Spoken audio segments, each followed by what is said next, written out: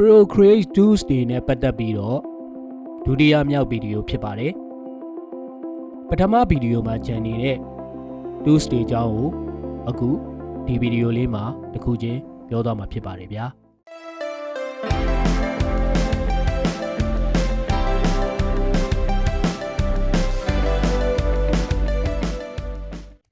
မင်္ဂလာပါခင်ဗျာ Procreate မှာကျွန်တော်ပြောဖို့ကြံနေတဲ့ tools တွေတဲကအခုပထမဆုံး adjustment tool အကြောင်းဖြစ်ပါတယ်ဒီ adjustment တွေက hue saturation နဲ့ brightness ကျွန်တော်နမူနာလေးတစ်ခုနဲ့ပြောပါမယ်အခုကျွန်တော်တို့ဒီလို object လေးတစ်ခုရှိတယ်ဆိုပါစို့အဲ့ဒါကို hue ဆိုတာကကြတော့အရောင်တွေဖြစ်ပါတယ် color wheel ရဲ့အရောင်တွေပေါ့ဗျာရွှေ့ပြီးတော့ပြောင်းလို့ရတာဖြစ်ပါတယ်saturation ကကြတော့ saturation များသွားရင်ဆိုသွားတာပေါ့ဗျာ saturation နည်းသွားတော့မှိန်သွားတာပေါ့ဝဲချောက်သွားတာပေါ့ brightness ကကြတော့ရှင်းပါတယ်လင်းသွားတာရယ်မှောင်သွားတာရယ်ပါပါပဲဒီလိုသုံးတဲ့ပုံစံမျိုးကို pencil ဆိုတာရွေးပြီးတော့ layer တစ်ခုလုံးကို effect ဖြစ်သွားတာမဟုတ်ဘဲနဲ့ pencil နဲ့ manual လိုက်ဆွဲတဲ့ပုံစံမျိုးလေးလဲသုံးလို့ရပါတယ်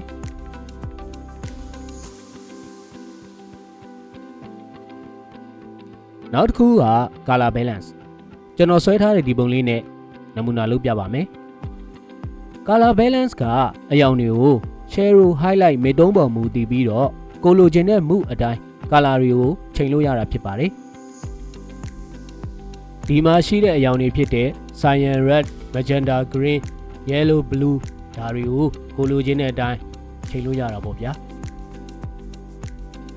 ကျွန်တော်ရဲ့ဒီပုံလေးကိုလည်းကျွန်တော်ဒီလေးရှောက်ပြီးတော့ပြောင်းလိုက်ပါဦးမယ်ဗျာကြည့်လိုက်ပါဦးဒီ color balance မှာလေ manual အနေနဲ့ pencil ကိုပြောင်းပြီးတော့ဆွဲလို့ရပါတယ်ဗျာဒါကတော့ color balance ချိန်ထားတာနဲ့ချိန်မထားတာကိုပြထားတာဖြစ်ပါတယ်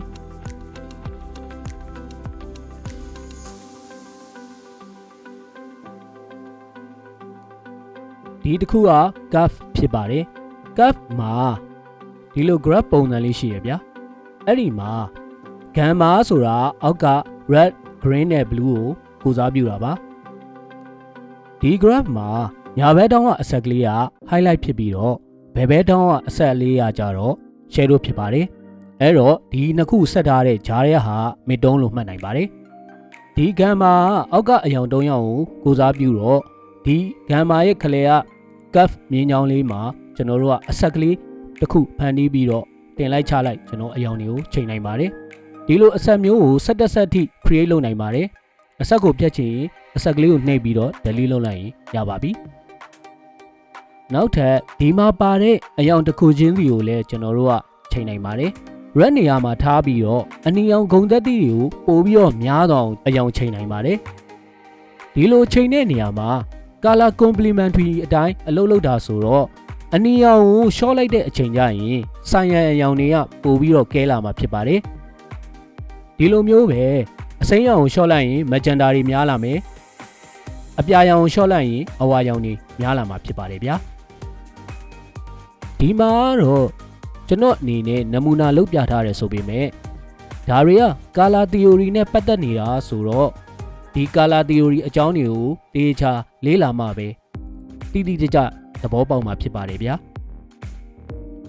ထပ်ပြီးတော့ပြောစရာရှိတာဒီ tools တွေကတခြား Photoshop တို့ပါတို့တခြား software တွေမှာလည်းပါပါတယ်ဒါပေမဲ့သုံးတဲ့ပုံစံလေးတော့နည်းနည်းလေးတော့ကွဲနိုင်ပါတယ်ခင်ဗျာအခုပြောမှာကတော့ curve အောက်မှာရှိတဲ့ gradient map အကြောင်းဖြစ်ပါတယ်ဒီ gradient map မှာသူပေးထားတဲ့ဒီ gradient map style တွေအတိုင်းလဲပြောင်းလို့ရတယ်လို့မျိုးကိုလည်း gradient map တစ်ခုကို create လုပ်လို့ရပါတယ်သူပေးထားတဲ့အရောင်တွေကလည်းဖြုတ်ချင်တာတွေဖြုတ်လို့ရတယ်ထည့်ပေါင်းချင်တာတွေလည်းပေါင်းလို့ရတယ်နောက်ပြီးအရောင်တွေကိုပြောင်းချင်ရင်လည်းပြောင်းလို့ရပါတယ်ကျွန်တော်အခုလုပ်ပြနေတဲ့ပုံက layer တစ်ခုတည်းကပုံတစ်ပုံပဲဆိုတော့ gradient map ကိုကျွန်တော်တို့ကအရောင်တွေပြောင်းလိုက်တဲ့အချိန်မှာ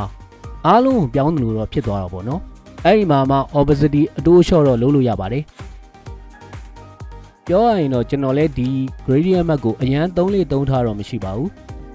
နောက်ပိုင်းတော့နည်းနည်းပါးပါးသုံးကြည့်ဖို့တော့စိတ်ကူးထားပါတယ်ဗျာဒါကတော့ gradient method အကြောင်းဖြစ်ပါတယ်ကဲနောက်တစ်ပိုင်းကိုသွားကြအောင်ပါဒီ adjustment tool တွေက Gaussian blur အကြောင်းဖြစ်ပါတယ်ဒီ Gaussian blur ကကြတော့ပုံဝါးလေးဝါတတာလေးဖြစ်အောင်လုပ်တာဖြစ်ပါတယ်ကျွန်တော်အများဆုံးသုံးတာကတော့ background တွေမှာသုံးတယ်နောက်ပြီးအောက်က shadow တွေမှာလည်းကျွန်တော်သုံးပါတယ်ဗျာကျွန်တော်နမူနာလုပ်ပြထားပါတယ်သူ့ရဲ့သဘောကတော့ဗျာ object တစ်ခုကိုဝါးဆောင်လုပ်တာဖြစ်ပါတယ်ဒါအောင်မှရာဂိုင်နှုန်းပေါ်မူတည်ပြီးတော့လည်းကိုကချိန်နိုင်ပါတယ်တခါတလေကျရင်အယောင်နေနဲ့လည်းသုံးပါတယ်အယောင်လေးတွေသုံးပြီးတော့အောက်ကနေပြီးတော့ဝါးဝါးလေးတွေဖြစ်အောင်လုပ်ပါတယ်ပို့ပြီးတော့လှသွားအောင်ပေါ့ဗျာကိုယ့်ရဲ့ idea ပေါ်မူတည်ပြီးတော့သုံးနိုင်ပါတယ်ဗျာနောက်ထပ် blur တစ်ခုပါသူက motion blur ဖြစ်ပါတယ် motion blur ဆိုတဲ့အတိုင်းသူ့ရဲ့ blur ပုံစံအားကြတော့ motion လိုပုံစံဒီဇိုင်းမျိုးဖြစ်ပါတယ်ကျွန်တော်နမူနာလုပ်ပြထားပါတယ်ဗျာ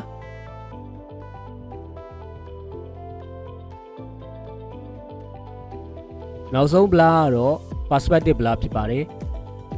ဒီ blur မှာတော့အခု point လေးကိုချိန်ပြီးတော့ positional နဲ့ directional နှစ်ခုကိုစိတ်ကြိုက် blur ပုံစံဒီဇိုင်းမျိုးသုံးလို့ရပါတယ်ဗျာ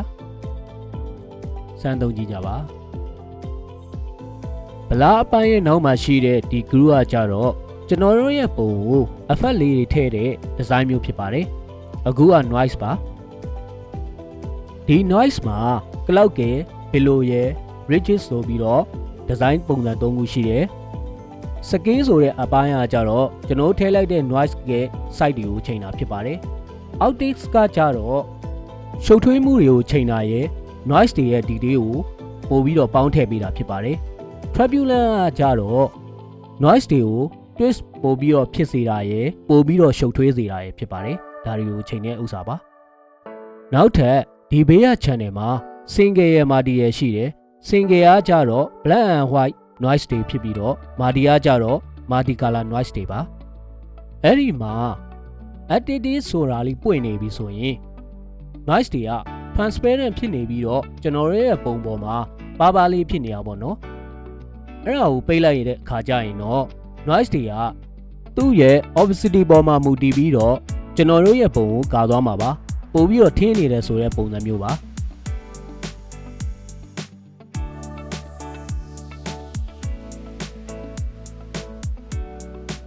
နောက်ထပ်တစ်ခုက sharpen ကကျွန်တော်တို့ရဲ့ပုံကိုပို့ပြီးတော့တိတိကျကျနဲ့ sharp ဖြစ်သွားအောင်လို့ adjust လုပ်နိုင်တာဖြစ်ပါတယ်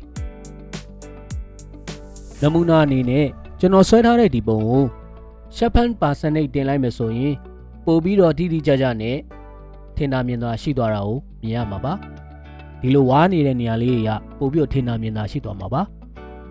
ဒါပေမဲ့ကိုယ်ပုံပေါ်မူတည်ပြီးတော့ adjust လုပ်ရင်ပို့ပြီးတော့ကောင်းပါတယ်အရင်များတိုင်းလည်းမကောင်းပါဘူးဗျာနောက်ထပ် tools တစ်ခုက balloon ဖြစ်ပါတယ်ဒီ balloon ကကျွန်တော်တို့ရဲ့ပုံကိုဂလိုးသွားတဲ့ effect ထည့်တဲ့ပုံစံမျိုးဖြစ်ပါတယ်ကျွန်တော်နမူနာတော့လုပ်ပြထားပါတယ်ဗျာဒီ transition ဆိုတာက balloon effect ကို adjust လုပ်တာဖြစ်ပြီးတော့သူ့ကို0ရာခိုင်နှုန်းမှာထားမယ်ဆိုရင်ပုံရဲ့တုံးတော်များများမှာသူ apply လုပ်သွားမှာပါအဲ့တော့ရာခိုင်နှုန်းများလေလေသူ့ရဲ့ဘလုံးဖြစ်တဲ့ percentage ကရောသွားလေလေဖြစ်မှာပေါ့ဗျာဒါအလွယ်ပြောတာဖြစ်ပါတယ် size ကကြတော့ဘလုံးဖြစ်သွားမယ့် size နဲ့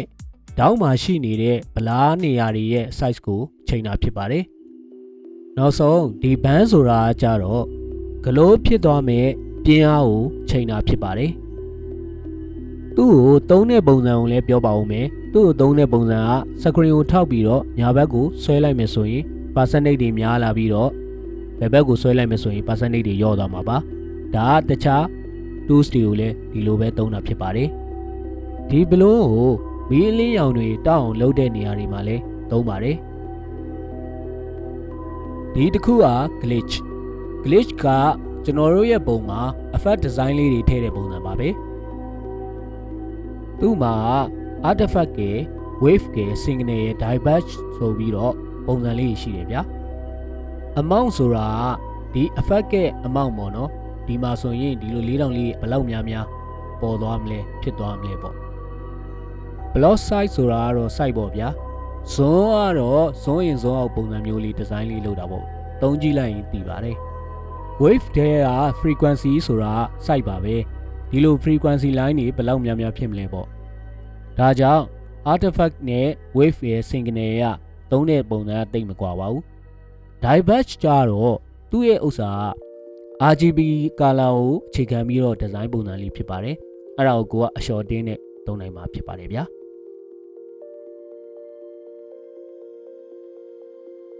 နောက်တစ်ခုက half tone မှာကပုံစံ3ခုရှိပါတယ်အဲ့ဒါကို percentage အလျှော်အတင်းနဲ့ကျွန်တော်တို့ကသုံးနိုင်ပါတယ်ဗျာ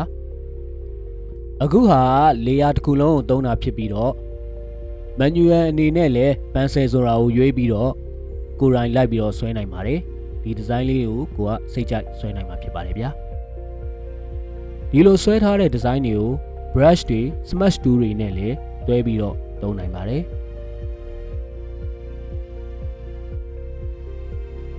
ဒီ chromatic aberration ဆိုတာ RGB အရောင်အနေနဲ့ effect ထည့်တဲ့ပုံစံမျိုးဖြစ်ပါတယ်ဒီမှာရှိတဲ့ perspective ဆိုတဲ့နေရာမှာ focal point လေးရှိတယ်ဗျာဒီအဝိုင်းလေးကို focal point လို့ခေါ်ပါတယ်ဒီ focal point ကိုခြံပြီးတော့ chromatic effect တွေထည့်တာဖြစ်ပါတယ် focal point ကိုကြိုက်တဲ့နေရာမှာထားလို့ရပါတယ် transition ဆိုတာကအဲ့ focal point ကနေထွက်တဲ့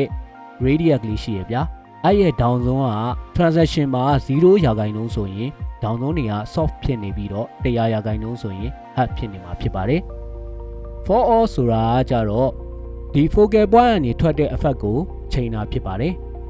ပြောနေလို့သာရှုပ်နေတာပါသုံးကြည့်လိုက်ရင်တော့လွယ်ကူသိသွားပါလိမ့်မယ်ဒီ display ဆိုတာက focal point မရှိဘဲနဲ့ကိုယ့်ရဲ့ image ကို chromatic effect တွေထွက်လာအောင်လုပ်တာဖြစ်ပါတယ်ဘလားတော့ဘလားသွားအောင်လုပ်တာဖြစ်ပြီးတော့ transparency ဆိုတာကမှိန်သွားအောင်ချိန်တာဖြစ်ပါတယ်ဗျာဒီကောင်တွေကအမြဲတမ်းတော့မသုံးပါဘူး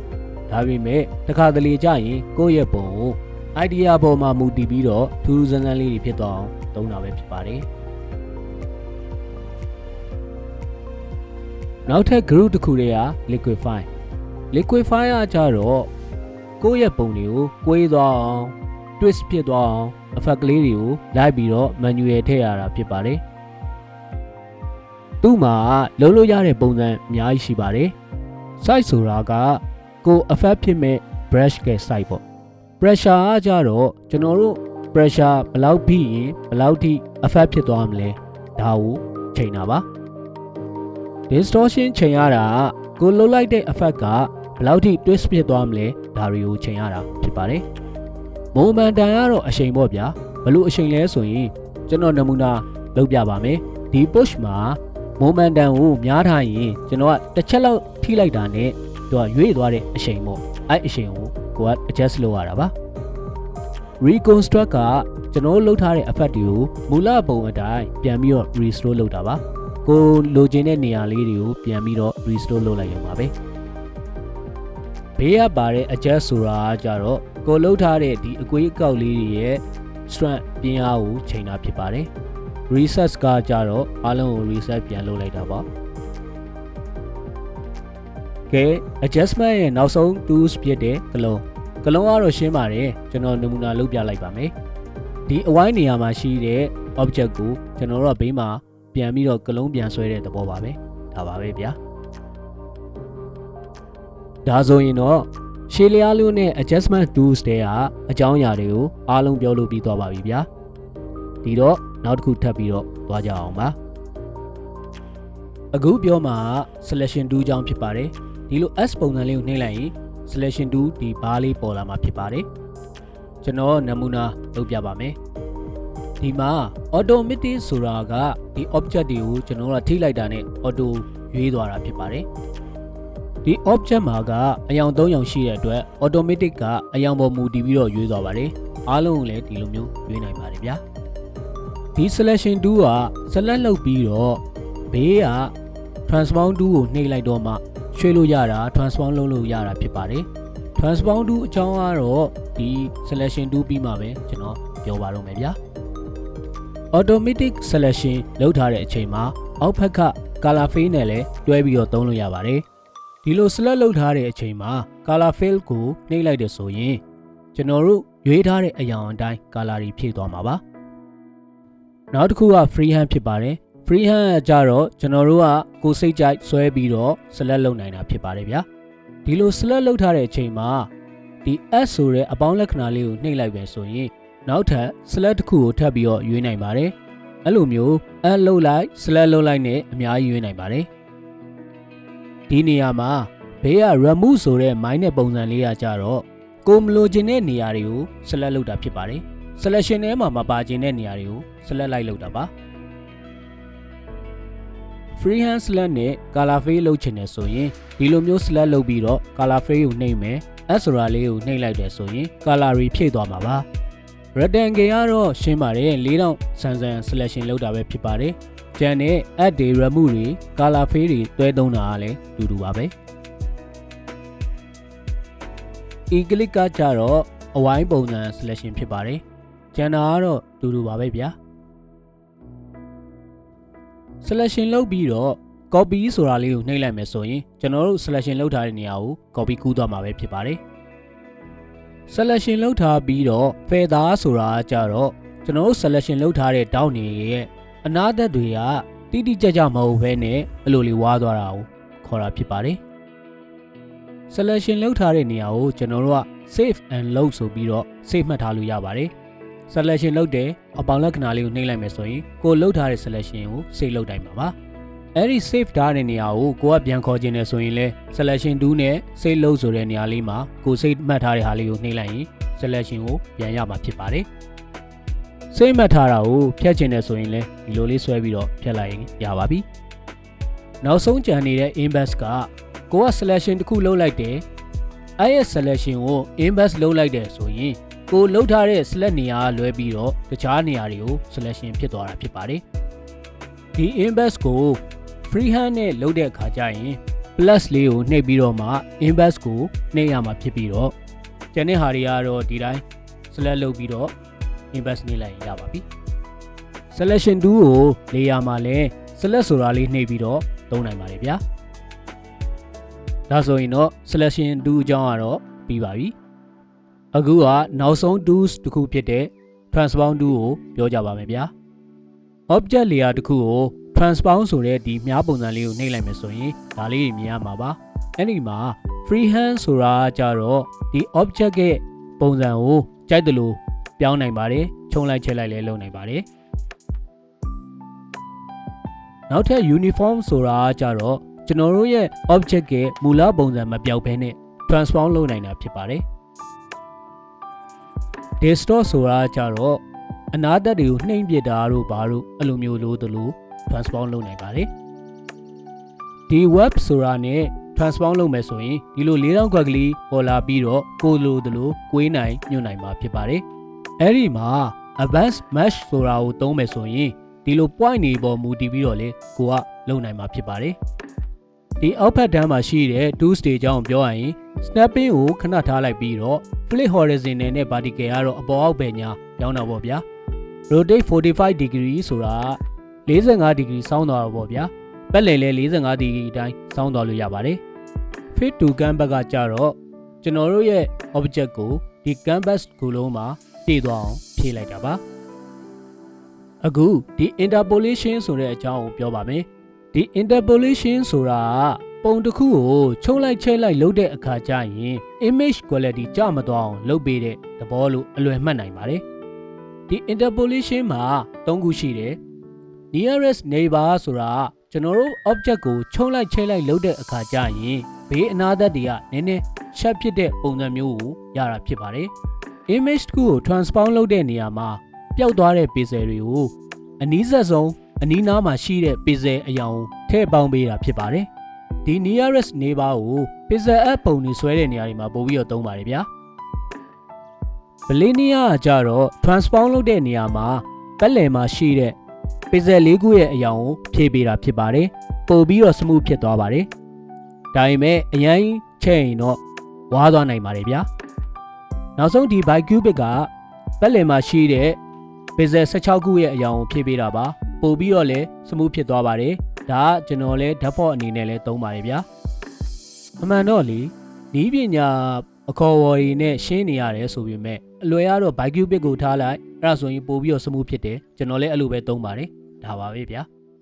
နောက်ပြီး Procreate မှာဆွဲထားတဲ့ image တစ်ခုဒါမှမဟုတ်ပုံစံတစ်ခုကိုချုံလိုက်ချက်လိုက်အရန်လို့ရင်ဝါးကိုဝါပါတယ်ဒါကတော့အရန်လို့ရင်တော့မရပါဘူးဗျာဘေးက research ကတော့မူလအတိုင်းပြန်ပြီးတော့ research လုပ်တာပါကဲဒီဗီဒီယိုရဲ့နောက်ဆုံးတကယ်နောက်ဆုံး tools ဖြစ်ပါတယ် snapping ပါ transform tool ရဲ့ဟာဒီ snapping setting ထဲမှာ snapping ဆိုတာလေးပွင့်နေပြီဆိုရင်ကျွန်တော်တို့က object တစ်ခုကိုရွှေ့လိုက်တဲ့အခါမှာ clear center တစ်ခုရောက်သွားတာပဲဖြစ်ဖြစ်တခြား object တစ်ခုနဲ့တည့်သွားတာပဲဖြစ်ဖြစ်အဲ့အချိန်တွေမှာဒီ guideline လေးတွေပေါ်လာပါတယ်အဲ့လိုမျိုးပေါ်လာအောင်ဖွင့်တာဖြစ်ပါတယ် magnet ကကြတော့အတက်တွေမဟုတ်ဘဲနဲ့နေရာတော်တော်များများမှာဒီ guideline လေးတွေပေါ်လာမှာပါဒီလိုအပြာရောင် guideline လေးတွေပေါ်လာတာကိုဖွင့်တာဖြစ်ပါတယ်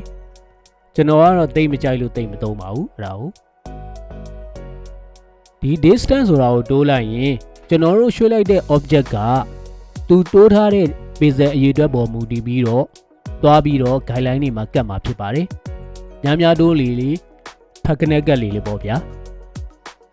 ဒီအောက်က velocity ဆိုတာကြတော့ကျွန်တော် object ကိုရွှေ့နေတဲ့အချိန်ပေါ်မူတည်ပြီးတော့သွားပြီးတော့ကတ်တဲ့ဥစ္စာကိုအလုပ်လုပ်တာဖြစ်ပါတယ် velocity ကိုအမြင့်ဆုံးထားမယ်ဆိုရင်ကျွန်တော်တို့ကတောင်တန်းကိုရွှေ့တာနဲ့နေကတ်နေမှာဖြစ်ပါတယ်ဒါပေမဲ့ velocity ကို short ထားမယ်ဆိုရင်တော့သူ့အနီးနားကိုရောက်မှပဲကတ်မှာဖြစ်ပါတယ်ဗျာဒါကတော့ကိုကြိုက်တဲ့နေရာမှာချိန်ထားနိုင်ပါတယ်ဒါဆိုရင်တော့ transform tool အကြောင်းကလည်းအားလုံးပြီးသွားပါပြီဗျာအခုဆိုရင်ကျွန်တော်ပြောနေတဲ့ Procreate ရဲ့ tools တွေအကြောင်းပတ်တူးကတော့အားလုံးပြီးသွားပါပြီဒီ Procreate ကိုလေ့လာခြင်းတဲ့သူတွေအတွက်အထောက်အကူပြည့်မယ်လို့လည်းညွှန်လင့်ပါတယ်နောက်ထပ်လည်းဒီ tools တစ်ခုနဲ့တစ်ခုတွဲပြီးတော့သုံးရတာတွေ tips and tricks တွေ hidden feature လေးတွေ gotcha လေးတွေဒါလေးတွေကိုလည်းဗီဒီယိုတစ်ခုအနေနဲ့လုပ်ပါဦးမယ်ဗျာအဆုံးထိကြည့်ပေးကြတာလည်းအားလုံးကိုကျေးဇူးတင်ပါတယ်နောက်ထပ်လည်းလေ့ကျင့်ခန်းဗီဒီယိုတွေပုံဆွဲပြတဲ့ဗီဒီယိုတွေနဲ့အတူပြန်တွေ့ပါဦးမယ်ဗျာအားလုံးပဲ bye bye